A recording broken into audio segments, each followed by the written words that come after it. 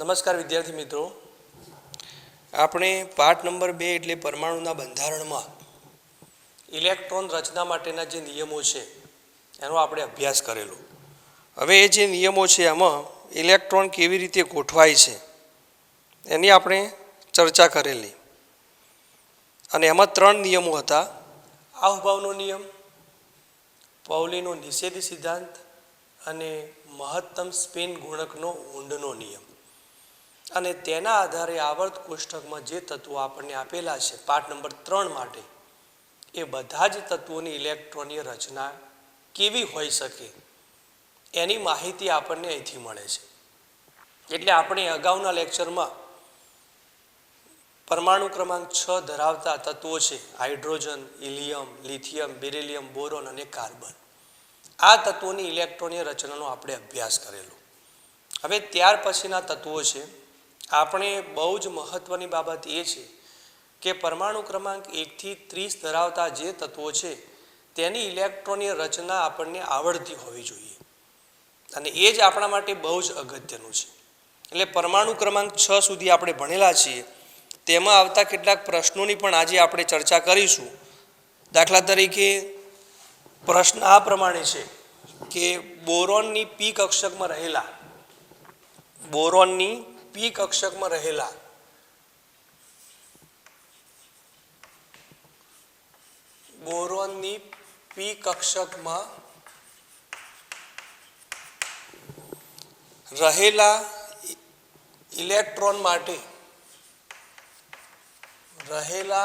Electron માટે ચારે quantum આંકના મૂલ્યો જણાવો. એના માટે ચારે ક્વોન્ટમ આંકના મૂલ્યો આપણે જણાવો. બોરોનની પી કક્ષકમાં રહેલા ઇલેક્ટ્રોન માટે ચારે ક્વોન્ટમ આંકના મૂલ્યો જણાવો.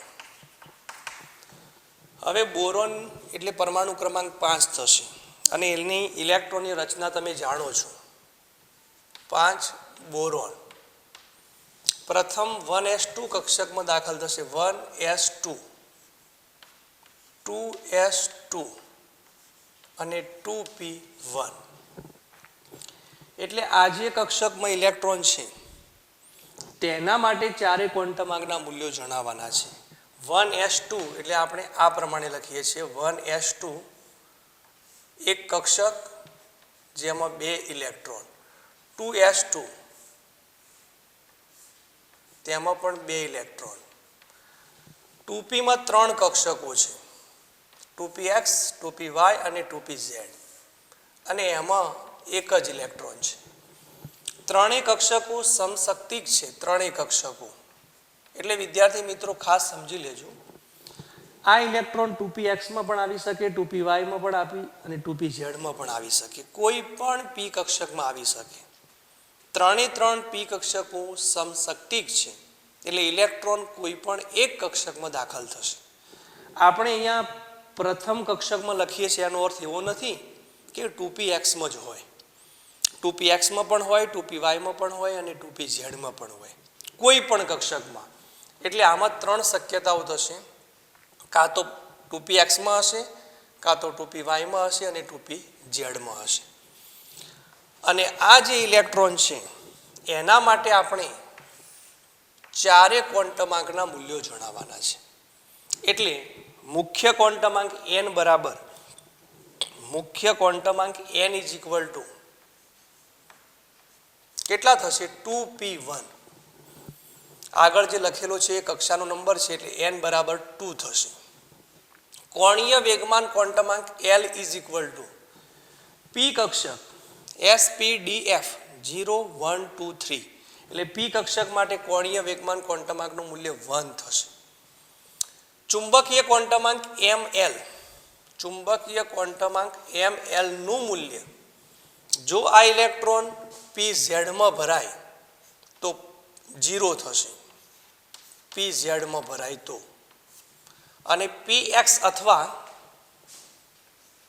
આપણે એમ કહી શકીએ ચુંબકીય ક્વોન્ટમ આંક માટે જ ml નું મૂલ્ય ±1 પણ હોઈ શકે, પણ ક્યારે? px અથવા py કક્ષકમાં ઇલેક્ટ્રોન ભરેલો હોય તો. એટલે ચુંબકીય ક્વોન્ટમાંકનું મૂલ્ય ±1 અથવા 0 હોઈ શકે, બરાબર. અને સ્પિન ક્વોન્ટમાંક s નું મૂલ્ય, સ્પિન ક્વોન્ટમાંક s નું મૂલ્ય આ દાખલા તરીકે આપણે સમઘડી દિશામાં ગણીએ તો +1/2 અને વિષમઘડી દિશામાં ગણીએ તો -1/2, એટલે એનું મૂલ્ય ±1/2 હશે, પણ બેમાંથી એક જ મૂલ્ય હશે. જો આપણે આને સમઘડી ગણીએ તો +1/2 અને વિષમઘડી ગણીએ તો -1/2. કેટલાકને થાય કે આ સમઘડી દિશા છે, તો આપણે ધારી લીધું છે કે આ સમઘડી દિશા છે, પણ આ પ્લસ પણ હોઈ શકે, +1/2 પણ હોઈ શકે અને -1/2 પણ હોઈ શકે. આ રીતે બોરોન માટે પણ ચારે ઇલેક્ટ્રોન છે એના ચારે ક્વોન્ટમાંકના મૂલ્યો આપણે આ રીતે જણાવી શકીએ. ચલો, ત્યાર પછી પરમાણુ ક્રમાંક 7 આવે છે. પરમાણુ ક્રમાંક 7. પ્રથમ પરમાણુ ક્રમાંક એટલે હાઇડ્રોજન, બીજો હિલિયમ, ત્રીજો લિથિયમ, ચોથો બેરિલિયમ, પાંચમો બોરોન, છઠ્ઠો કાર્બન. આટલા સુધી આપણે ભણેલા છીએ. હવે 7 નાઇટ્રોજન, 7 પરમાણુ ક્રમાંક અને નાઇટ્રોજન છે, તો તેની ઇલેક્ટ્રોનની રચના શું થશે? 1s2 1s2 2s2 2p3. આપણે અગાઉ ત્રણેય નિયમોનો અભ્યાસ કરેલો છે. સૌપ્રથમ ઇલેક્ટ્રોન નીચી ઉર્જા ધરાવતી કક્ષકોમાં દાખલ થાય છે, ત્યારબાદ ઊંચી ઉર્જા ધરાવતી કક્ષકોમાં ક્રમશઃ ભરાય છે. આ આહુભાવનો નિયમ હતો. પાઉલીનો નિષેધ સિદ્ધાંત હતો કે કોઈ પણ કક્ષકમાં વધુમાં વધુ 2 જ ઇલેક્ટ્રોન સમાઈ શકે, અથવા કોઈ પણ કક્ષકમાં રહેલા 2 ઇલેક્ટ્રોનના ચારે ક્વોન્ટમાંક કદાપી સરખા હોઈ શકે નહીં. અને ત્રીજો એટલે હુન્ડનો મહત્તમ સ્પિન ગુણકનો નિયમ કે સમાન ઉર્જા ધરાવતી પેટા કક્ષકોમાં ઇલેક્ટ્રોન અયુગ્મિત રહેવાનું વલણ ધરાવે છે. પહેલા સમાંતર ગોઠવાય અને પછી વધે તો બિન સમાંતર ગોઠવાય. એટલે અહીંયા 1s2 2s2 2p3 થશે, જેને આપણે આ રીતે દર્શાવીએ છીએ: 1s2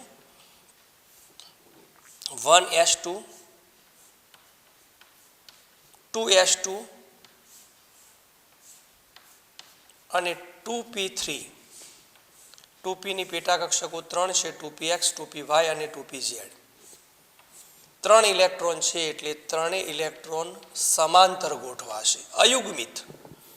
કેટલાકને એવું થાય કે અહીંયા 2 ગોઠવી દઈએ, અહીંયા 1 ગોઠવી દઈએ, ના ચાલે, કારણ કે મહત્તમ સ્પિન ગુણકનો જે નિયમ છે એમાં ઇલેક્ટ્રોન અયુગ્મિત રહેવાનું વલણ ધરાવે છે.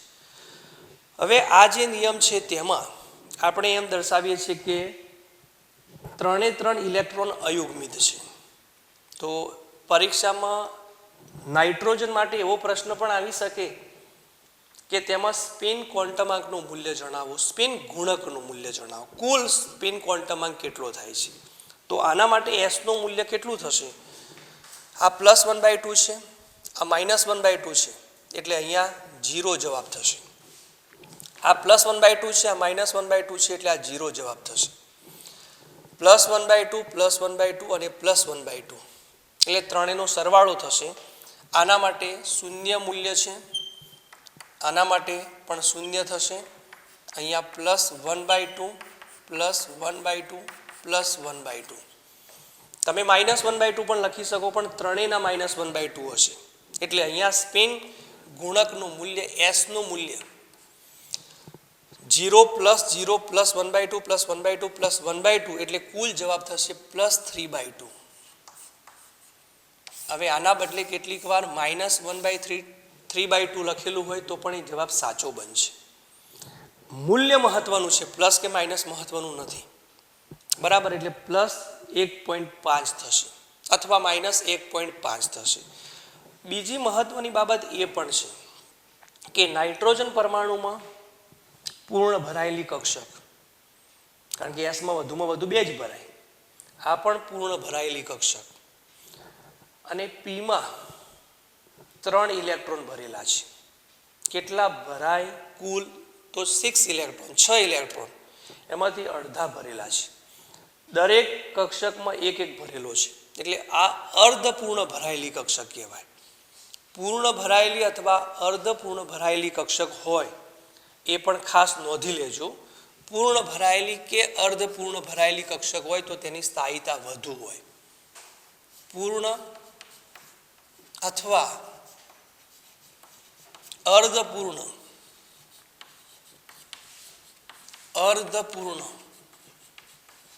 ભરાયેલી કક્ષકોની સ્થાયીતા અથવા સ્થિરતા,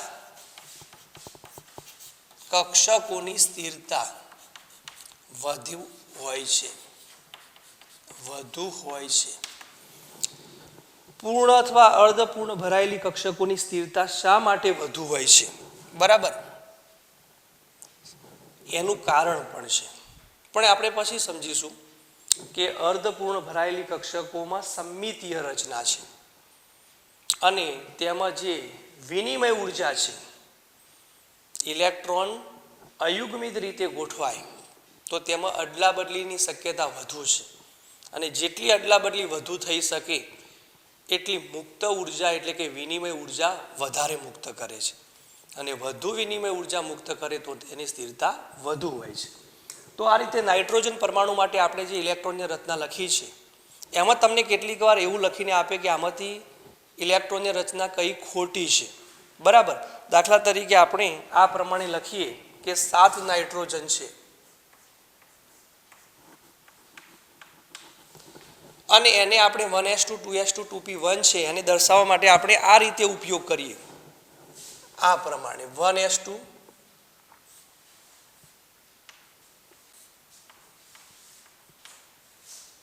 2s1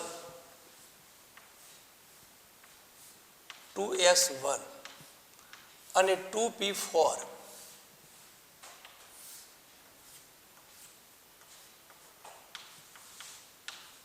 7 ઇલેક્ટ્રોન છે, 2 3 4 5 6 અને 7. તો શું આ ઇલેક્ટ્રોનની રચના સાચી છે?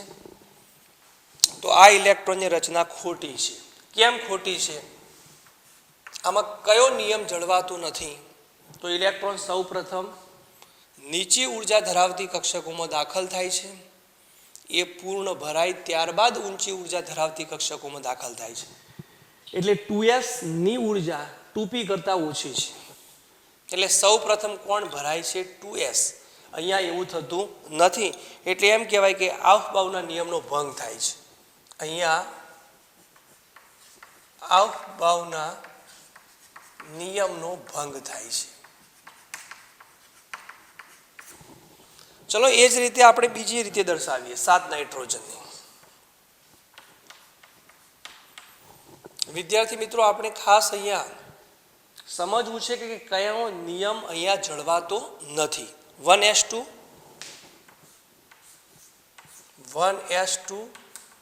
2s2 પણ આ રીતે સ્પિન હોય. 2s2 2px1 2py1 2pz1.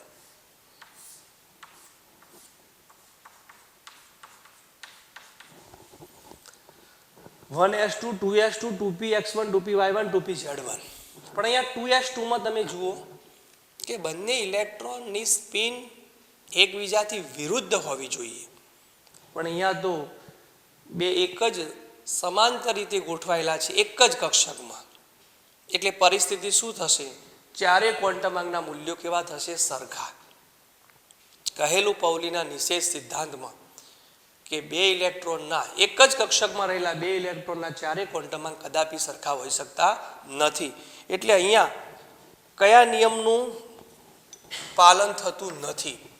તો અહીંયા પૌલીનો જે નિયમ છે તે નિયમ જળવાતો નથી. પૌલીનો નિષેધ સિદ્ધાંત, પૌલીના નિયમનો ભંગ થાય છે. હજુ પણ આપણે એક બીજી ઇલેક્ટ્રોનની રચના લખીએ 7 nitrogen. 1s2 2s2 1s2 2s2 2px1.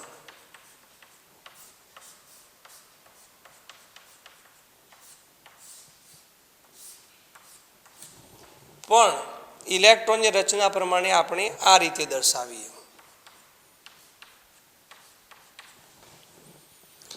1s2 2s2 2px1 2py1 2pz1 એટલે આવભાવનો નિયમ જળવાય છે.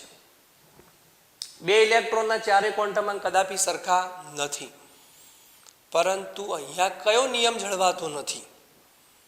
તો સૌ પ્રથમ ઇલેક્ટ્રોન સમાન ઉર્જા ધરાવતી પેટા કક્ષકોમાં ઇલેક્ટ્રોન અયુગ્મિત રહેવાનું વલણ ધરાવે છે. પહેલા અહીંયા સિંગલ સિંગલ ગોઠવાય તો સમાંતર ગોઠવાય, અને પછી વધે અને બે બે ઇલેક્ટ્રોન ભરાય તો બિન સમાંતર થાય. તો અહીંયા તો આ જે છે તે સમાંતર નથી, એટલે 2py જે ઇલેક્ટ્રોન લખેલો છે તે યોગ્ય નથી. એટલે અહીંયા કયો નિયમ જળવાતો નથી? વુન્ડનો મહત્તમ સ્પિન ગુણકનો નિયમ. વુન્ડના નિયમનો ભંગ થાય છે, બરાબર ને? આ જે 2px છે એ આ બંનેની જેમ હોવું જોઈએ. અહીંયા એક જ કક્ષકમાં બંનેની સ્પિન એકબીજાથી વિરુદ્ધ હોવી જોઈએ, અને અહીંયા 2sમાં એક જ છે, એટલે નીચી ઉર્જા ધરાવતી કક્ષકો પૂર્ણ ભરાઈ નથી.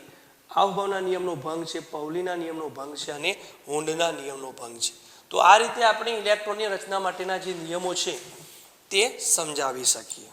ચલો, ત્યાર પછી પરમાણુ ક્રમાંક 8 છે. પરમાણુ ક્રમાંક 8 ઓક્સિજન. તેની ઇલેક્ટ્રોન રચના કેવી થશે? 8 ઓક્સિજન 1s2 2s2 2p4 2 + 2 + 4 એટલે 1s2 આ પ્રમાણે આપણે લખીએ છીએ. 1s2 2s2 2p4.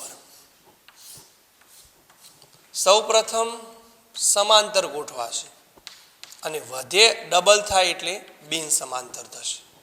કેટલાકને પ્રશ્ન થાય કે સાહેબ અહીંયા બે ભરાય કે અહીંયા બે ભરાય કે અહીંયા બે ભરાય? કોઈ પણમાં ભરી શકાય. ત્રણે ત્રણ કક્ષકોની ઉર્જા સમાન છે, પણ કેટલાકને એવું થાય કે સાહેબ અહીંયા 4 ઇલેક્ટ્રોન છે, બે આમાં ભરો અને બે આમાં ભરો. તો તે ખોટું છે. કેમ? કે વુન્ડના નિયમનું પાલન થતું નથી. સૌ પ્રથમ પેટા કક્ષકોની ઉર્જા સમાન હોય તો સિંગલ સિંગલ ઇલેક્ટ્રોન ભરાય, અને વધે તો પછી આપણે બે ઇલેક્ટ્રોન એટલે સમાંતર પછી બિન સમાંતર આવે છે, બરાબર? તો આ રીતે 8 ઓક્સિજન માટે આવશે. 9 ફ્લોરિન. પરમાણુ ક્રમાંક 9 ફ્લોરિન. એની ઇલેક્ટ્રોનની રચના થશે 1s2 2s2 2p5, બરાબર? પરમાણુ ક્રમાંક 8, પરમાણુ ક્રમાંક 9. 1s2 2s2 2p5 1s2 2s2 2p5 1 2 3 4 અને 5 આ રીતે ગોઠવાશે. ત્યાર પછી આવે છે 10 નિયોન. 10 નિયોન.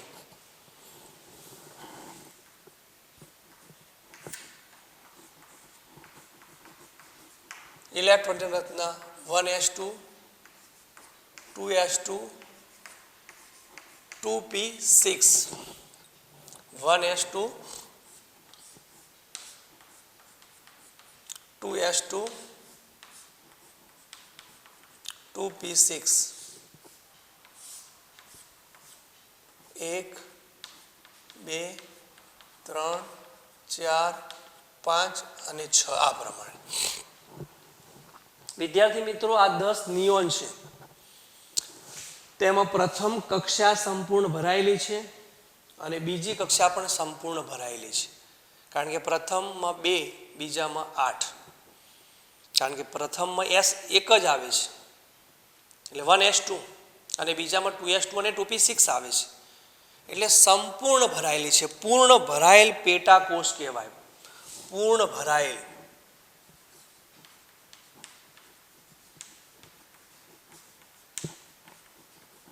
પૂર્ણ ભરાયેલ પેટા કોષ. અને કદાચ વિદ્યાર્થી મિત્રો તમને યાદ હોય તો પૂર્ણ ભરાયેલ જે પેટા કોષ છે તે સમૂહ નંબર 18ના તત્વો છે, જેને આપણે નિષ્ક્રિય સમૂહના તત્વો તરીકે પણ ઓળખીએ છીએ. નિષ્ક્રિય સમૂહના તત્વો સમૂહ નંબર 18 એટલે શૂન્ય સમૂહના તત્વો કે જે કોઈ જ પ્રક્રિયા દર્શાવતા નથી. પૂર્ણ ભરાયેલી કક્ષક 2p6 એવી રીતે 3p6 આવશે, 4p6 આવશે, 5p6 આવશે, 7p6 આવશે. તો આવી ઇલેક્ટ્રોનની રચના હોય તો તે શૂન્ય સમૂહના અથવા 18મા સમૂહના અથવા ઉમદા વાયુના તત્વો અથવા નિષ્ક્રિય સમૂહના તત્વો છે જે રાસાયણિક રીતે કોઈ જ પ્રક્રિયા દર્શાવતા નથી. એમાં હિલિયમ આવે છે, નિયોન આવે છે, આર્ગોન આવે છે, ક્રિપ્ટોન આવે છે, ઝેનોન આવે છે, રેડોન આવે છે. આ જે તત્વો છે જે નિષ્ક્રિય અથવા શૂન્ય સમૂહના તત્વો છે એમાં પૂર્ણ ભરાયેલી કક્ષા છે. કક્ષક તો ખરી જ, પણ પૂર્ણ ભરાયેલી કક્ષા પણ આવે છે અને એટલા માટે તે રાસાયણિક રીતે કેવા છે? નિષ્ક્રિય. અહીંયા પૂર્ણ ભરાયેલો પેટાકોષ હોય તો તેની સ્થિરતા કેવી હોય છે? વધારે. અર્ધપૂર્ણ અથવા પૂર્ણ ભરાય તો તે કક્ષકોની સ્થિરતા વધારે હોય છે. ત્યાર પછી 11 સોડિયમ.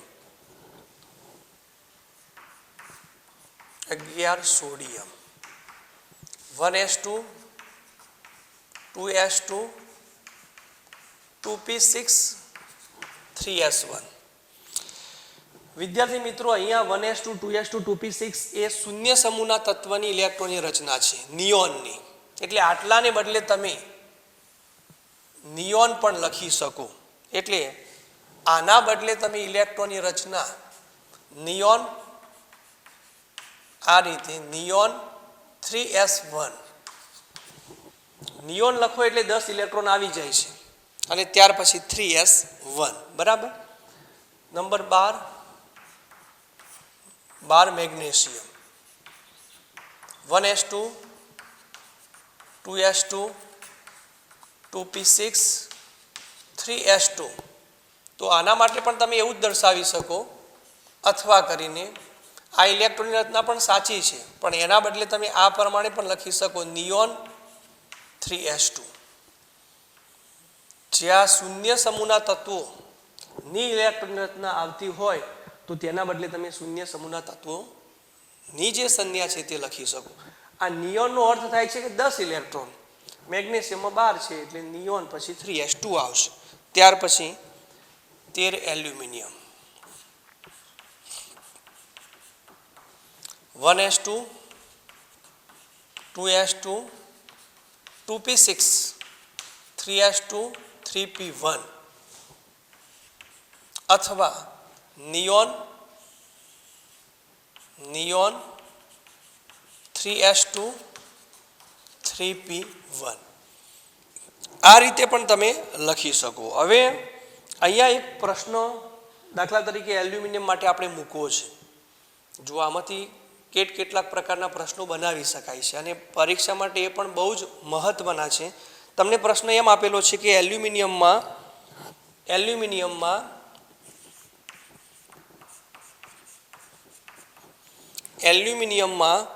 ml નું મૂલ્ય, ચુંબકીય ક્વોન્ટમાંક ml નું મૂલ્ય 0 હોય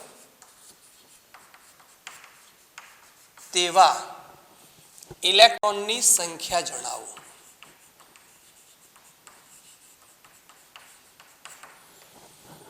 એલ્યુમિનિયમમાં ml નું મૂલ્ય 0 હોય તેવા ઇલેક્ટ્રોનની સંખ્યા જણાવો.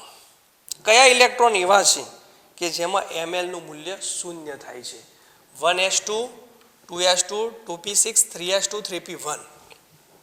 જુઓ 1s2 એલ્યુમિનિયમ આપણે માટે લખીએ છીએ 1s2 2s2 2p6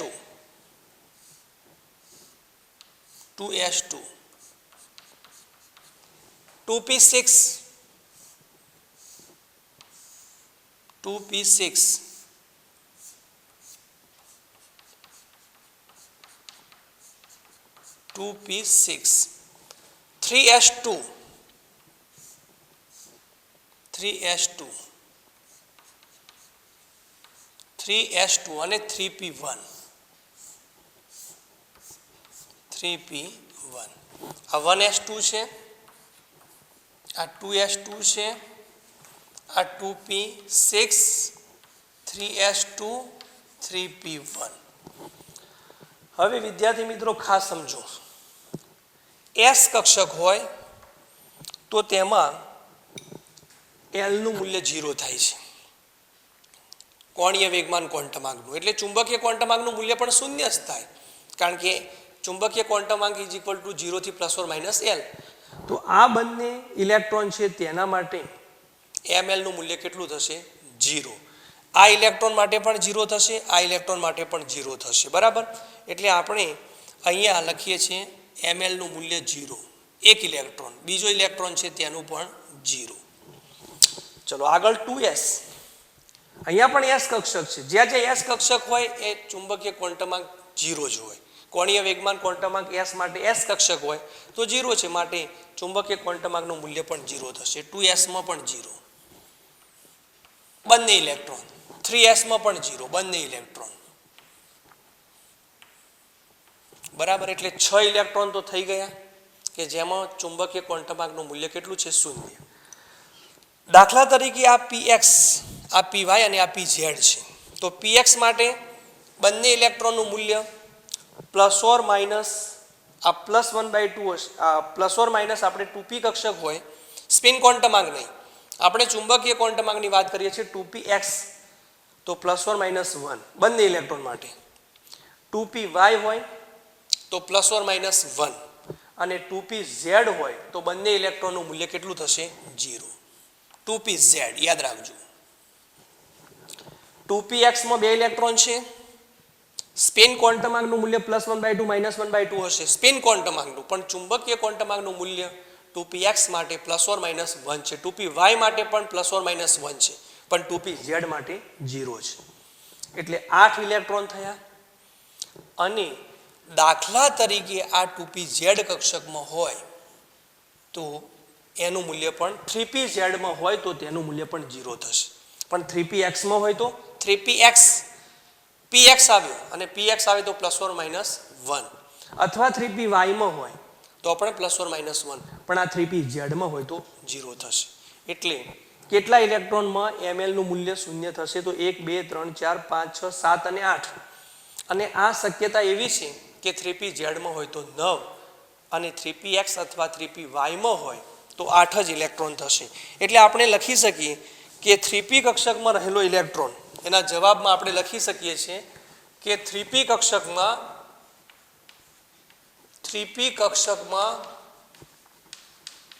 રહેલો એક ઇલેક્ટ્રોન 3pz માં હોય તો આન્સર 9 ઇલેક્ટ્રોન આવે. બરાબર ને વિદ્યાર્થી મિત્રો? અહીંયા આપણે જુઓ કે અહીંયા જે લખેલું છે એ પ્રમાણે અહીંયા આપણે જોયું, જે અહીંયા આપણે ઇલેક્ટ્રોનની રચના દર્શાવી છે એમાં જોયું કે આ બંને ઇલેક્ટ્રોન માટે ચુંબકીય ક્વોન્ટમાર્ક 0 છે, અહીંયા પણ 0 છે, અહીંયા પણ 0 છે, અહીંયા પણ 0 છે. પણ આ 3pz માં ભરાય તો જ 0, 3px કે 3py માં ભરાય તો 0 નથી. તો પછી ઇલેક્ટ્રોનની સંખ્યા 8 થઈ જશે. 3p કક્ષકમાં રહેલો એક ઇલેક્ટ્રોન, બે શક્યતા આવી. 3p કક્ષકમાં રહેલો એક ઇલેક્ટ્રોન 3px અથવા 3py માં હોય તો ml ચુંબકીય ક્વોન્ટમાર્કનું મૂલ્ય 0 હોય તેવા, એટલે કે આન્સરમાં 8 ઇલેક્ટ્રોન આવે. બરાબર? જો 3pz માં હોય તો 9 ઇલેક્ટ્રોન આવે અને 3px અથવા 3py માં હોય તો 8 ઇલેક્ટ્રોન આવે. એટલે આવા પ્રકારનો પ્રશ્ન પણ આવી શકે કે જ્યાં ચુંબકીય ક્વોન્ટમાર્કનું મૂલ્ય 0 હોય તેવા ઇલેક્ટ્રોનની સંખ્યા કેટલી થશે. ત્યાર પછી આપણે પરમાણુ ક્રમાંક 14 આવે છે, 14 silicon.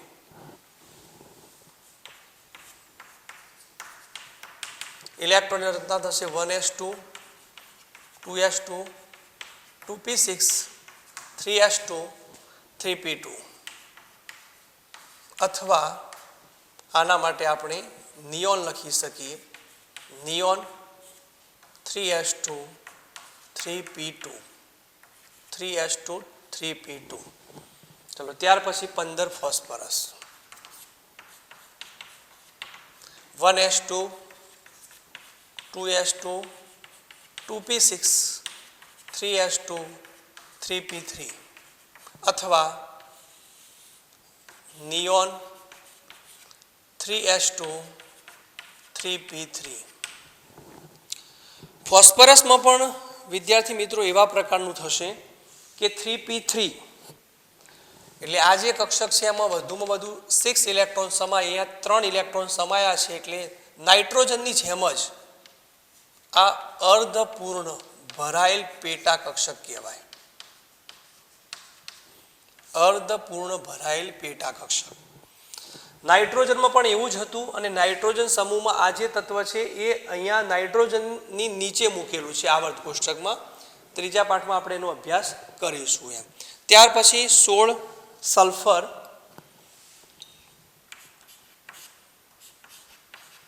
1s2 2s2 2p6 3s2 3p4 અથવા નિયોન 3s2 3p4 થશે. આના માટે નિયોન આપણે લખી શકીએ.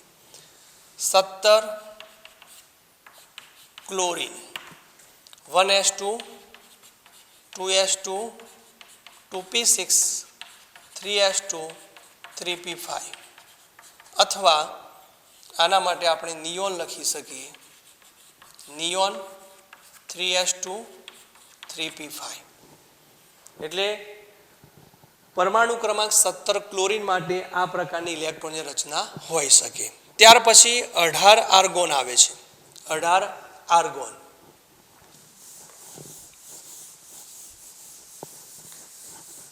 આર્ગોનમાં પણ રચના નિયોનની જેમ જ થશે અને એટલા માટે આપણે આર્ગોનને નિષ્ક્રિય અથવા શૂન્ય સમૂહના તત્વો તરીકે એને ઓળખીએ છીએ. 18માં સમૂહના તત્વો, કારણ કે ઇલેક્ટ્રોનની રચના આપણે જોઈએ ત્યારે ખ્યાલ આવશે.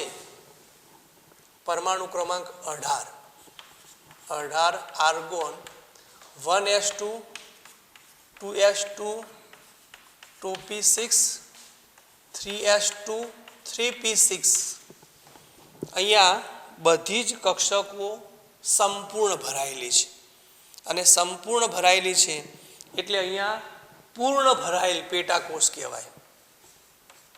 પૂર્ણ ભરાયેલ પેટાકોષ. 1s2 પ્રથમ કક્ષા સંપૂર્ણ ભરાઈ છે. 2s2 2p6 બીજી કક્ષા પણ સંપૂર્ણ ભરાયેલી છે. 3s2 3p6 3d આવે છે પણ 3d ની ઉર્જા 4s કરતાં પણ ઓછી છે. બરાબર, આ હોવાના નિયમ આપણે જોયેલું છે. એટલે આ પૂર્ણ ભરાયેલ પેટાકોષ કહેવાય. પૂર્ણ ભરાયેલ પેટાકોષ જેને આપણે શૂન્ય સમૂહના અથવા 18માં સમૂહના તત્વો તરીકે ઓળખીએ છીએ. ત્યાર પછી 19 potassium 1s2 2s2 2p6 3s2 3p6 4s1 3d ને બદલે 4s આવે છે. 4s ની ઉર્જા 3d કરતાં ઓછી થાય છે કારણ કે આમાં n અને l નો સરવાળો કરો તો 4 + 0 થશે એટલે 4 થાય અને 3d માં n + l નો સરવાળો કરો તો 3d એટલે 3 અને d એટલે l માટે 2 થશે. 3 + 2 = 5 થાય એટલે 4s કરતાં 3d ની ઉર્જા ઓછી થાય છે. 4s કરતાં 3d ની ઉર્જા વધે છે અને 4s ની ઓછી થાય માટે પહેલા 4s ભરાય છે. હવે આને બદલે આપણે શું લખી શકીએ? 18 માટે આર્ગોન એટલે અથવા કરીને આપણે લખી શકીએ આર્ગોન 4s1. આ ઇલેક્ટ્રોનની રચના પણ સાચી કહેવાય. બરાબર. ત્યાર પછી 20 calcium 1s2 2s2 2p6 3s2 3p6 4s2 અથવા આર્ગોન 4s2. આના માટે આપણે આર્ગોન લખીએ છીએ. Argon 4s2. તો પરમાણુ ક્રમાંક 1 થી 20 ધરાવતા જે તત્વો છે તેની ઇલેક્ટ્રોનની રચના આપણે આ રીતે સમજાવી શકીએ. આ ઇલેક્ટ્રોનની રચના પણ બહુ જ મહત્વની છે. હવે ત્યાર પછી પરમાણુ ક્રમાંક 21 થી 30 ધરાવતા જે તત્વો છે તેની ઇલેક્ટ્રોનની રચનાનો પણ આપણે અભ્યાસ કરવો છે. પણ એના પહેલાં આપણે કેટલાક આયન માટે ઇલેક્ટ્રોનની રચના કેવી હોય છે તે જોઈ લઈએ. કેટલાક આયન માટે ઇલેક્ટ્રોનની રચના. ધન આયન અથવા ઋણ આયન માટે ઇલેક્ટ્રોનની રચના કેવી રીતે લખાય છે. દાખલા તરીકે આપણને આપેલો છે Na+, સોડિયમનો ધન આયન, એટલે પરમાણુ ક્રમાંક એનો 11 છે અને 11 માંથી એક ઇલેક્ટ્રોન દૂર થશે. જેટલા પ્લસ વીજભાર એટલો ઘટે ઇલેક્ટ્રોન, બરાબર. એટલે એની ઇલેક્ટ્રોનની રચના 10 માટે લખવાની થશે 1s2 2s2 2p6, અથવા માત્ર તમે નિયોન પણ લખી શકો. આમાં 11 પ્રોટોન થશે અને 10 ઇલેક્ટ્રોન થશે. 11 પ્રોટોન કદાપી બદલાય નહીં. ઇલેક્ટ્રોનની સંખ્યામાં વધઘટ થઈ શકે. ધન આયન હોય તો ઘટે ને ઋણ આયન હોય તો વધે. Mg+2 મેગ્નેશિયમ +2, બરાબર. મેગ્નેશિયમનો પરમાણુ ક્રમાંક 12 છે, એમાંથી 2 ઇલેક્ટ્રોન દૂર થાય એટલે 10 જ થશે. આ પ્રમાણે જ 1s2 2s2 2p6, એમાં 12 પ્રોટોન છે અને 10 ઇલેક્ટ્રોન થશે. ત્યાર પછી 9 ફ્લોરિન અને એનું ઋણ આયન. 9 + 1 થશે. જેટલા ઋણ આયન આવે એટલા ઇલેક્ટ્રોનની સંખ્યા વધે છે. એટલે આ પ્રમાણે જ થશે 1s2 2s2 2p6. પ્રોટોનની સંખ્યા 9 જ થશે. પરમાણુ ક્રમાંક 9 છે પ્રોટોન, અને ઇલેક્ટ્રોનની સંખ્યા 10 થશે. આ જે આપણે આયનો લખેલા છે તેમાં ઇલેક્ટ્રોનની સંખ્યા સમાન હોય તો તેને શું કહેવાય? તો આપણે અગાઉ સમજેલા છીએ આઇસો ઇલેક્ટ્રોનિક, સમ ઇલેક્ટ્રોનિય. તો આ બધા જ આયનો છે તે સમ ઇલેક્ટ્રોનિય છે. દાખલા તરીકે Cl- માટે લખવું છે ક્લોરીન -1. તો ક્લોરીનનો પરમાણુ ક્રમાંક 17 છે, એમાં એક ઉમેરાય એટલે 18 થાય. અને 18 માટે આપણે સીધો આર્ગોન પણ લખી શકીએ 1s2 2s2 2p6 3s2 3p6. એમાં પ્રોટોનની સંખ્યા 17 થશે અને ઇલેક્ટ્રોનની સંખ્યા 18 થશે. 17 પ્રોટોન અને 18 ઇલેક્ટ્રોન થશે. એટલે આ રીતે કોઈ પણ પ્રકારનું આયન આપેલું હોય તો તેમાં ધન આયન હોય તો ઇલેક્ટ્રોનની સંખ્યા ઘટે છે અને ઋણ આયન હોય તો ઇલેક્ટ્રોનની સંખ્યા વધે છે. એ રીતે તમે કોઈ પણ આયન માટે ઇલેક્ટ્રોનની રચના લખી શકો. હવે પરમાણુ ક્રમાંક 21 થી 30 માટે આપણે જોઈએ અને તેની ઇલેક્ટ્રોનની રચના કેવી થાય છે. પરમાણુ ક્રમાંક 21 થી 30 જેને સંક્રાંતિ ધાતુ તત્વો કહેવાય છે. સંક્રાંતિ ધાતુ તત્વો, જેને ડી વિભાગના તત્વો અથવા 3D વિભાગના પ્રથમ શ્રેણીના પ્રથમ સંક્રાંતિ શ્રેણીના તત્વો કહેવાય. પરમાણુ ક્રમાંક Z બરાબર 21 થી Z બરાબર 30 સંક્રાંતિ ધાતુ તત્વો. એ આપણે 12મા ધોરણમાં સમજવાનું થશે કે શા માટે એની સંક્રાંતિ કહેવામાં આવે છે. સંક્રાંત પામ્યા છે. તેના ગુણધર્મો S વિભાગ અને P વિભાગના તત્વોની વચ્ચે છે, માટે તેને સંક્રાંતિ ધાતુ તત્વો કહેવાય છે. આનું બીજું નામ છે 3D શ્રેણીના તત્વો. 3D અથવા પ્રથમ સંક્રાંતિ શ્રેણીના તત્વો. પ્રથમ સંક્રાંતિ શ્રેણીના તત્વો, બરાબર. પરમાણુ ક્રમાંક 21 થી 30. હવે એ તત્વો લખવા માટે તમારે એક સૂત્ર યાદ રાખવાનું છે કે ઝડપથી તમે એ તત્વો યાદ રાખી શકો. સ્કેટી વેક્રોમ આક્વાની કોજી. સ્કેટી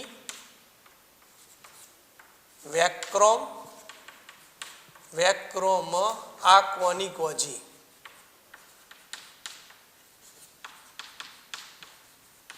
એટલે પરમાણુ ક્રમાંક 21 થી 30 સ્કેટી વેક્રોમ આક્વાની કોજી. અહીંયા કે એટલે સ્કેન્ડિયમ, સ્કેન્ડિયમ, ટી એટલે ટિટેનિયમ, ટીઆઈ, વે એટલે વેનેડિયમ, ક્રો એટલે ક્રોમિયમ, સીઆર, મ એટલે મેંગેનીઝ, એમએન, આ એટલે આયર્ન, એફઈ, કો એટલે કોબાલ્ટ, સીઓ, ની એટલે નિકલ, એનઆઈ, કો એટલે કોપર, સીયુ, અને જી એટલે ઝિંક, ઝેડએન, સીયુ અને ઝેડએન. આ બંને સરખા છે પણ આપણને ખ્યાલ આવે કે એબીસીડીમાં ઓ પહેલાં આવે છે અને યુ પછી આવે છે. એટલે scandium, titanium, vanadium, chromium, manganese, iron, cobalt, nickel, copper અને ઝિંક આ જે તત્વો છે અને એ તત્વોની ઇલેક્ટ્રોનની રચના કેવી રીતે લખાય છે તેનો આપણે અભ્યાસ કરવો છે. સ્કેન્ડિયમથી ઝિંક સુધી પરમાણુ ક્રમાંક 21, પરમાણુ ક્રમાંક 21 સ્કેન્ડિયમ. તો તેની ઇલેક્ટ્રોનની રચના શું થશે? 21 એટલે સીધો આર્ગોન આપણે મૂકવાનો એટલે 18 થશે. ત્યાર પછી 4s2 આવે છે અને ત્યાર પછી 3d1 આવે છે. બરાબર, 18, 2 20 અને 1 21. આમ તો 21 એટલે 2 અને 1 22 એટલે 2 અને 2 23 એટલે 2 અને 3 24 એટલે 2 અને 4 25 એટલે 2 અને 5 26 એટલે 2 અને 6 27 એટલે 2 અને 7 28 એટલે 2 અને 8 29 એટલે 2 અને 9. ખાલી માત્ર 24 અને 29 માં અપવાદ છે, બાકી કોઈ અપવાદ નથી. આ પ્રમાણે જે આપણે લખ્યું છે 21 એટલે 2 અને 1, 2 અને 2, 2 અને 3 એ પ્રમાણે આવશે. આર્ગોન 3d1 છે ને 4s2 આર્ગોન એટલે 18, 2 20 અને 1 21. તો 4s2 બે ઇલેક્ટ્રોન છે અને 3d માં 5 પેટા કક્ષકો છે. તમને યાદ હશે અગાઉ ભણેલા છે dz નો વર્ગ, dxy, dyz, dzx અને dx2 - y2. પાંચે પાંચ કક્ષકો સમાન ઉર્જા ધરાવે છે. એમાં એક જ ઇલેક્ટ્રોન ભરેલો છે એટલે આ પ્રમાણે. હવે આપણે આમાં જોઈએ તો અયુગ્મિત ઇલેક્ટ્રોનની સંખ્યા કેટલી થાય છે એ પણ સાથે સાથે આપણે જોતા રહીએ, કારણ કે એના પછી એક આપણે એના જે ચુંબકીય ચાક માત્રા છે એનું મૂલ્ય કેટલું થાય છે એ આપણે સમજવું છે. એટલે આપણે અયુગ્મિત ઇલેક્ટ્રોન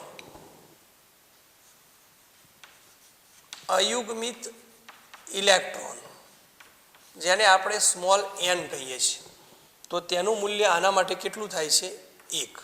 બરાબર. ચલો, પરમાણુ ક્રમાંક 22 સ્કેટી, ટી એટલે ટીઆઈ, ટિટાનિયમ અથવા ટિટેનિયમ, આર્ગોન મેં હમણાં જ કહ્યું 22 એટલે 2 અને 2, 4s2 3d2, 4s2 3d માં 5 પેટા કક્ષકો છે અને 2 ઇલેક્ટ્રોન ભરવાના છે. એકમાં 2 ના ભરી શકાય. હુન્ડના નિયમ અનુસાર ઇલેક્ટ્રોન સમાંતર રહેવાનું વલણ ધરાવે છે. વધે તો પછી બિન સમાંતર થાય. એટલે અયુગ્મિત ઇલેક્ટ્રોનની સંખ્યા આમાં થશે 2. બરાબર. ત્યાર પછી 23 પરમાણુ ક્રમાંક 23 વેનેડિયમ. બરાબર. સ્કેટી way, argon 4s2 3d3, 4s2 3d3,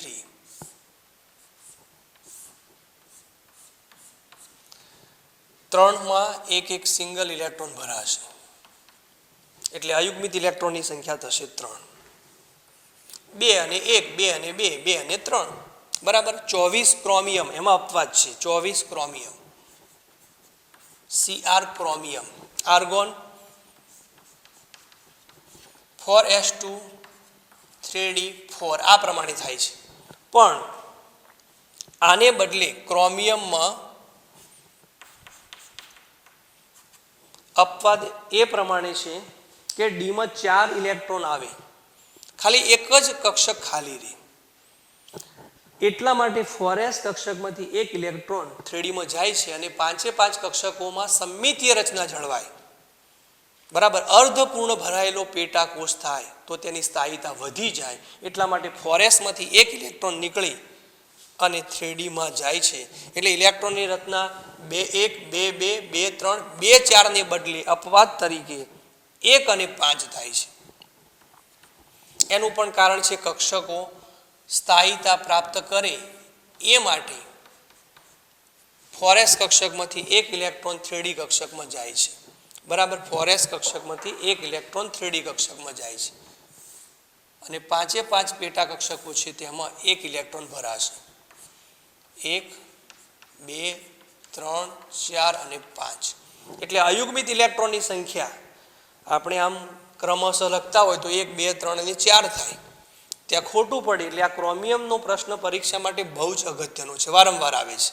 અને તેમાં અયુગ્મિત ઇલેક્ટ્રોનની સંખ્યા 1 2 3 4 થતી નથી, પણ 5 અને 6 બધા જ અયુગ્મિત ઇલેક્ટ્રોન છે એટલે 6. બરાબર, આ રીતે ક્રોમિયમ માટે લખી શકાય. ચલો ત્યાર પછી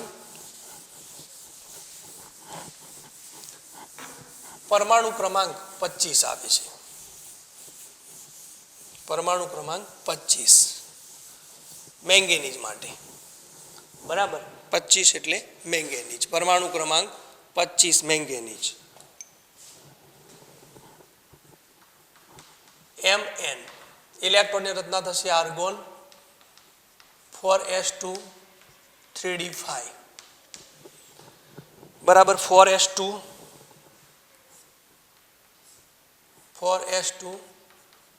3d5 5 કક્ષકો અને 5 ઇલેક્ટ્રોન છે. 1 2 3 4 અને 5. એટલે અયુગ્મિત ઇલેક્ટ્રોનની સંખ્યા 5 થશે. બરાબર, આ યુગ્મિત થઈ જશે.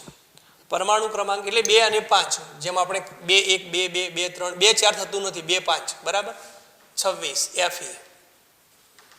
2 અને 6 argon 4s2 3d6. 4s2 3d6. પહેલા ઇલેક્ટ્રોન સમાંતર ગોઠવાશે 1 2 3 4 5 અને હવે 6 બિન સમાંતર થશે. એટલે અયુગ્મિત ઇલેક્ટ્રોનની સંખ્યા 1 2 3 4. આ તો યુગ્મિત કહેવાય, આ પણ જોડ કહેવાય. આ જોડ છે, આ સિંગલ એટલે અયુગ્મિત. એટલે આમાં ઇલેક્ટ્રોનની સંખ્યા થશે 4. ત્યાર પછી 27 2 અને 6. 27 એટલે 2 અને 7 કોબાલ્ટ. Argon 4s2 3d7.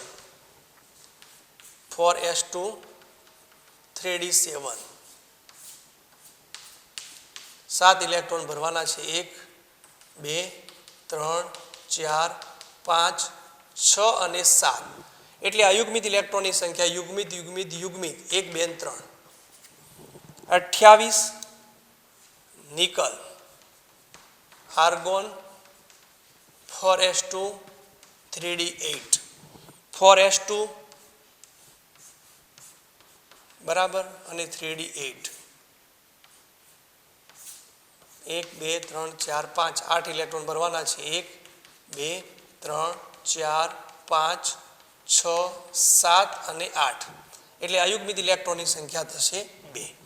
ત્યાર પછી 29 કોપર. 29 Cu.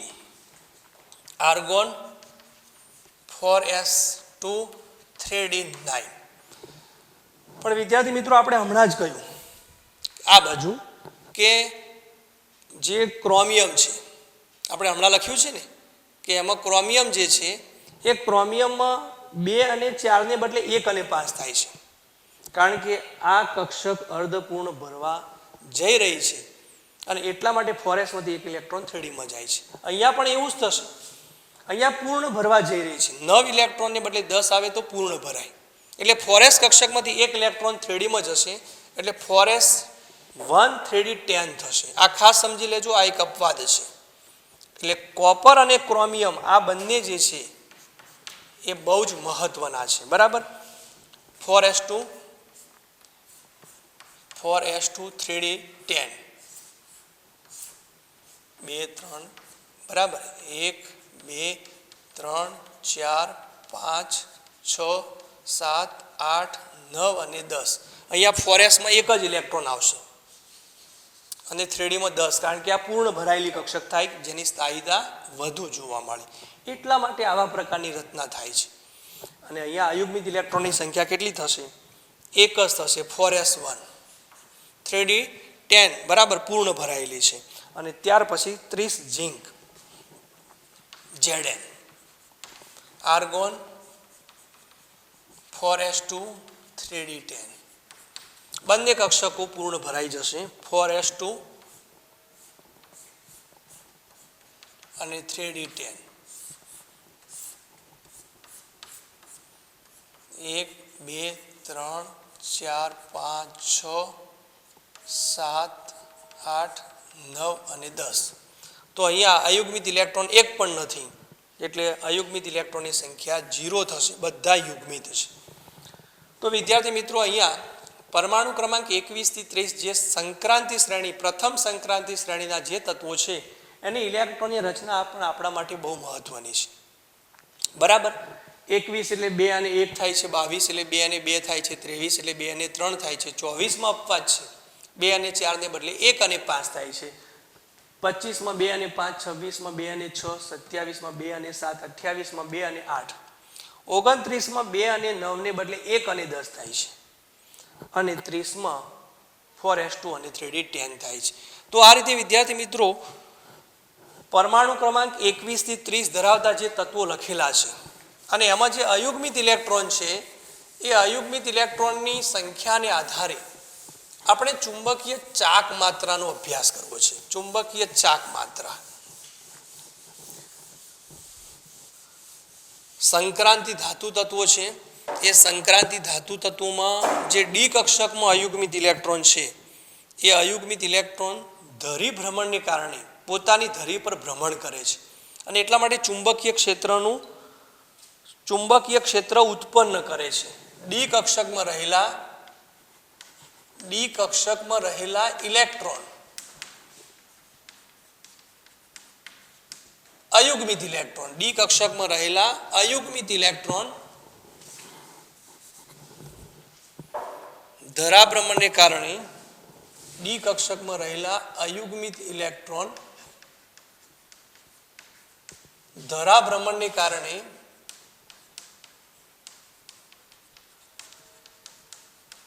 ચુંબકીય ક્ષેત્ર ઉત્પન્ન કરે છે. ચુંબકીય ક્ષેત્ર ઉત્પન્ન કરે છે, અને તે દર્શાવવા માટે ચુંબકીય ચાક માત્રાની જરૂર પડે છે. અને એ ચુંબકીય ચાક માત્રા કેવી રીતે શોધી શકાય? તો તેના માટે અયુગ્મિત ઇલેક્ટ્રોન જ મહત્વના છે. એ સૂત્ર છે ચુંબકીય ચાક માત્રા, એ આપણે ખાસ યાદ રાખવાનું છે. મ્યુ એસ ધરાભ્રમણને કારણે ઉત્પન્ન થયું છે એટલે, બરાબર, ઇઝ ઇક્વલ ટુ વર્ગમૂળમાં n ઇન્ટુ n+1 બોર મેગ્નેટોન, આ એકમ છે. n ઇન્ટુ n પ્લસ, દાખલા તરીકે એક અયુગ્મિત ઇલેક્ટ્રોન હોય,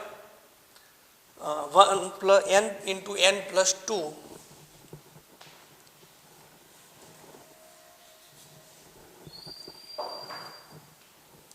n ઇન્ટુ n+2 bm બોર મેગ્નેટોન.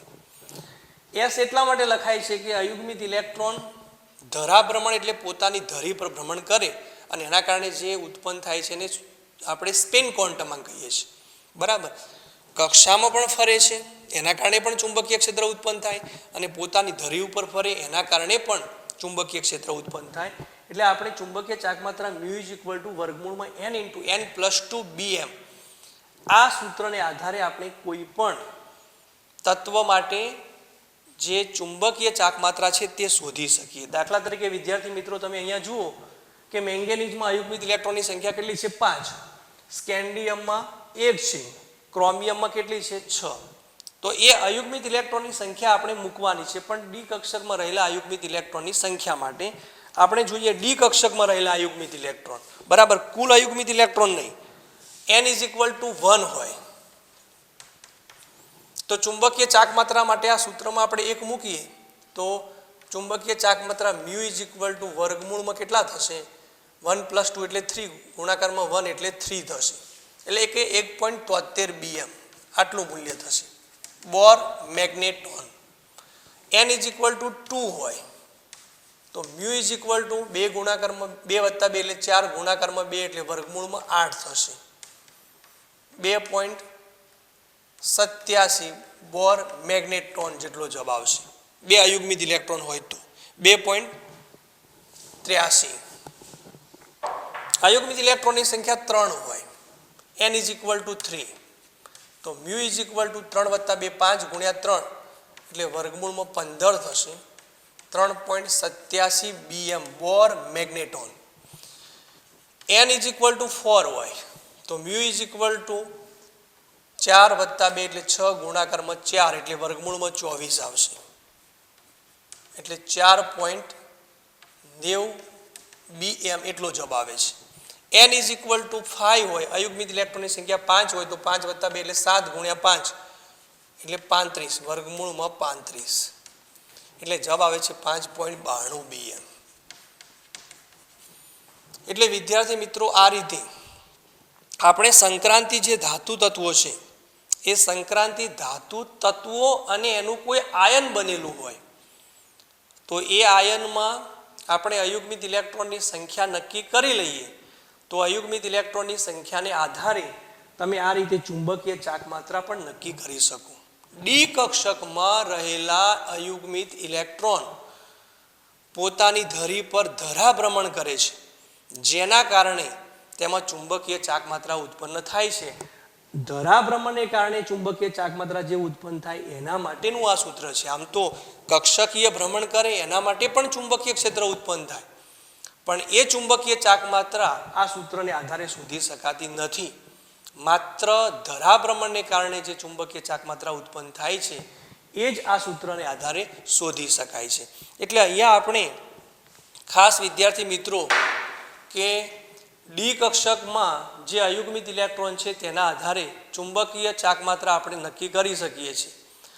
એટલે અહીંયા જે પ્રશ્ન મૂકેલો છે એ ધરાભ્રમણને કારણે અયુગ્મિત ઇલેક્ટ્રોનની સંખ્યાને આધારે તેમાં ચુંબકીય ચાક માત્રા જે ઉદ્ભવે છે તે સૂત્રને આધારે આપણે મેળવી શકીએ છીએ.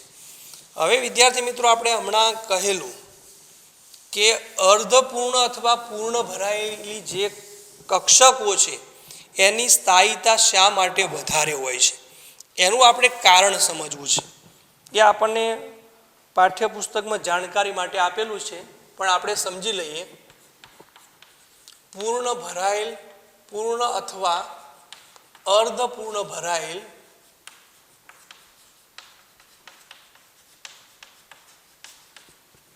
પૂર્ણ અથવા અર્ધપૂર્ણ ભરાયેલ પેટા કોષોની સ્થાયીતા.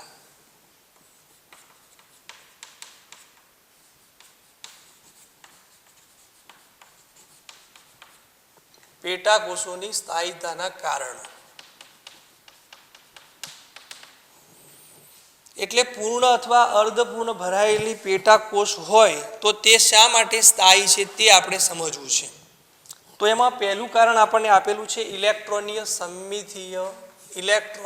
સમમિતીય વહેંચણી. જો ઇલેક્ટ્રોન જે કક્ષકો છે તેમાં અર્ધપૂર્ણ અથવા પૂર્ણ ભરાયેલા હોય તો તેમાં રચના ઇલેક્ટ્રોનની સમમિતીય હશે. કેવી રીતે સમમિતીય વહેંચણી છે તો આપણે હમણાં નાઇટ્રોજન માટે જોયું, ફોસ્ફરસ માટે જોયું કે તેમાં દાખલા તરીકે પીમાં 3 પેટા કક્ષકો છે તો 3 પેટા કક્ષકોમાં એક ઇલેક્ટ્રોન ભરાય છે નાઇટ્રોજનમાં, ફોસ્ફરસમાં. પછી આપણે નિયોન અને આર્ગોનમાં જોયું તો તેમાં નિયોનમાં પણ 2p6 એટલે પી કક્ષકમાં 3 પેટા કક્ષકો છે એમાં પૂર્ણ કક્ષકો ભરાય છે. આર્ગોનમાં પણ આપણે જોયું 3p6 તો તેમાં પણ પીની 3 પેટા કક્ષકો છે અને તેમાં ઇલેક્ટ્રોન સંપૂર્ણ ભરાય છે. હવે ઇલેક્ટ્રોનની સમમિતીય વહેંચણી હોય તો શું થાય તો શિલ્ડિંગનું પ્રમાણ ઓછું થાય. એક આ શિલ્ડિંગનું પ્રમાણ ઓછું થાય. શિલ્ડિંગ એટલે કેન્દ્ર અને દૂરની કક્ષામાં રહેલો જે ઇલેક્ટ્રોન છે એની વચ્ચે એક પ્રકારનું અવરોધક બળ લાગે, બરાબર, એના કારણે તેમની વચ્ચેનું આકર્ષણ ઘટે. શિલ્ડિંગ વચ્ચે એક અવરોધ ઉત્પન્ન કરે, બરાબર, અને અવરોધ ઉત્પન્ન કરે એટલે આકર્ષણમાં ઘટાડો થાય. પણ ઇલેક્ટ્રોનની સમમિતીય વહેંચણી હોય તો શિલ્ડિંગનું પ્રમાણ ઓછું થાય, અને શિલ્ડિંગનું પ્રમાણ ઓછું થાય તો ઇલેક્ટ્રોન અને કેન્દ્ર આ બંને વચ્ચેનું જે આકર્ષણ બળ છે કેન્દ્ર દ્વારા, ઇલેક્ટ્રોન એક કેન્દ્ર દ્વારા મજબૂતાઈથી, ઇલેક્ટ્રોન એક કેન્દ્ર દ્વારા મજબૂત રીતે, ઇલેક્ટ્રોન એક કેન્દ્ર દ્વારા મજબૂત રીતે આકર્ષાયેલ હોય છે, મજબૂત રીતે આકર્ષાયેલ હોય છે.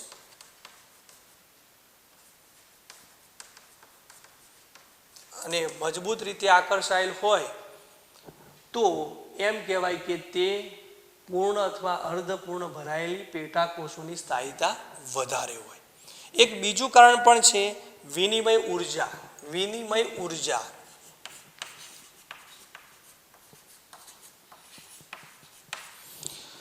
પૂર્ણ ભરાયેલ કે અર્ધપૂર્ણ ભરાયેલ પેટાકક્ષક હોય તો તેમાં વિનિમય ઉર્જાનું મૂલ્ય કેવું આવે છે તે સમજવું છે. સમમિતીય અથવા સમશક્તિ કક્ષક હોય અને એમાં ઇલેક્ટ્રોન અર્ધપૂર્ણ અથવા પૂર્ણ રીતે ભરાયેલા હોય તો ઇલેક્ટ્રોનનું અરસપરસ સતત રીતે પોતાનું સ્થાન બદલે છે, અને પોતાનું સ્થાન જેટલું બદલે એટલી ઉર્જા એ વધારે ગુમાવે છે, અને જે ઉર્જા ગુમાવે છે એને આપણે વિનિમય ઉર્જા કહીએ છીએ. દાખલા તરીકે આપણે D5 અને D4 માટે આ વિનિમય ઉર્જાની ચર્ચા કરીએ. D5 માટે પરિસ્થિતિ શું થશે તો D5 પેટા કોષમાં ઇલેક્ટ્રોનની રચના આ પ્રમાણે થાય છે. દરેકમાં એક એક ઇલેક્ટ્રોન ગોઠવાય છે.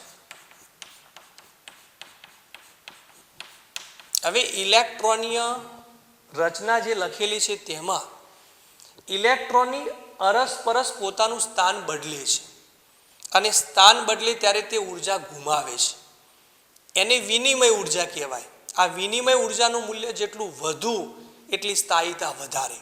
એનો મતલબ એમ સીધો થાય કે જેમ અરસપરસ બદલી વધુ થાય, આપણે એમ કહી શકીએ કે અરસપરસની સંખ્યા વધુ તેમ ઉર્જા વધારે મુક્ત થાય, તેમ સ્થિરતા વધુ. D5માં આ જોઈએ તો પ્રથમ ઇલેક્ટ્રોન ક્યાં જઈ શકે તો પ્રથમ ઇલેક્ટ્રોન બીજામાં જઈ શકે, બરાબર, પ્રથમ ઇલેક્ટ્રોન ત્રીજામાં પણ જઈ શકે, ચોથામાં પણ જઈ શકે, અને પાંચમામાં પણ જઈ શકે. એટલે પ્રથમ માટે શું કહી શકાય 1 માંથી 2 અથવા 3 અથવા 4 અથવા 5. હવે એ જ રીતે બીજો ઇલેક્ટ્રોન છે તો બીજો ઇલેક્ટ્રોન ત્રીજામાં જઈ શકે, ચોથામાં જઈ શકે અને પાંચમામાં જઈ શકે. 2 3 4 5, બરાબર, વિનિમય અરસપરસ સ્થાન બદલી શકે. ત્રીજામાં રહેલો ઇલેક્ટ્રોન ચોથામાં અથવા પાંચમામાં જઈ શકે, 3 4 અથવા 5, અને ચોથામાં રહેલો ઇલેક્ટ્રોન માત્ર પાંચમામાં જઈ શકે. તો તમે અહીંયા સમજી શકો છો કે ઇલેક્ટ્રોન કેટલી વાર સ્થાન બદલી શકે. 1 2 3 4 5 6 7 8 9 અને 10. અરસપરસ બદલીની જે સંખ્યા છે તે 10 થઈ, બરાબર. પહેલામાંથી બીજામાં, ત્રીજામાં, ચોથામાં અને પાંચમામાં, એટલે પહેલામાં 4, પહેલામાં વિનિમયની શક્યતા 4, બીજામાંથી ત્રીજામાં, ચોથામાં, પાંચમામાં, બીજામાંથી પહેલામાં જાય તો આવી ગયું છે, એટલે બીજા માટે 3 શક્યતા, ત્રીજા માટે 2 શક્યતા અને ચોથા માટે 1 જ શક્યતા, એટલે શક્યતાઓ કુલ 10 થઈ. હવે D5 ને બદલે આપણે D4માં સમજીએ તો શક્યતાઓ કેટલી થાય છે. D4 અરસપરસ જે સ્થાન છે તેની બદલી D4 ઇલેક્ટ્રોનની રચના હોય. આપણે ક્રોમિયમ અને કોપરમાં કહ્યું છે ને, ક્રોમિયમમાં D4 ને બદલે D5 શા માટે થાય છે, એ અપવાદ કેમ છે તે આપણે સમજી રહ્યા છીએ. તો D4 ઇલેક્ટ્રોનની રચના હોય.